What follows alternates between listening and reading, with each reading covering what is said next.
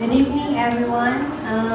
Una sa tanan, magpasalamat ko sa inyo kay naka-attend ko bisag kanang apiki kay sa inyong oras, and thank you sa ako mga friends, classmates nga nang-absent tungod lang ani. Kanya thank you po sa ako mga iyaan, family, nya naadiri ako mga kauban sa scouts. Thank you sa inyong pag-ari sa naay ni eskwela dito sa BSU o sa baybay ni Uli Lantawan Ani. Thank you so much sa inyong pag-ariog. Sa ako day tita o duha kay gagaw nga gikan sa Manila, sa Pampanga. Thank you sa inyong pag-ari ni Uli lang mo kay ay Tagalogin pala ito. And thank you Tita Tan, thank you Tita Joanne, thank you Chagya sa pagpunta dito sa Ormoc. Dahil ay ano ba?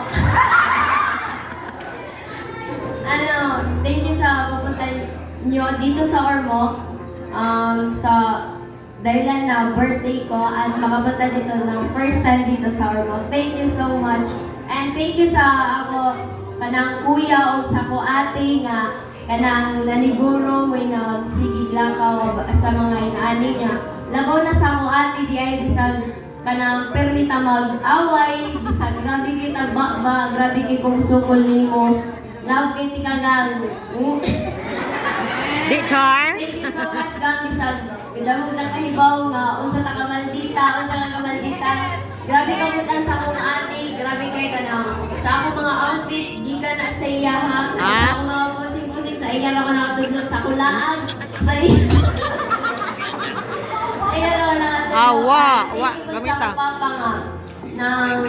Kanang abi na akong di mo ari mo na nakahilang ko kaganina kay ano man siya mo ari, so ako nag-expect na mo ari siya. Kabati ba kanis papa diri? Ako day.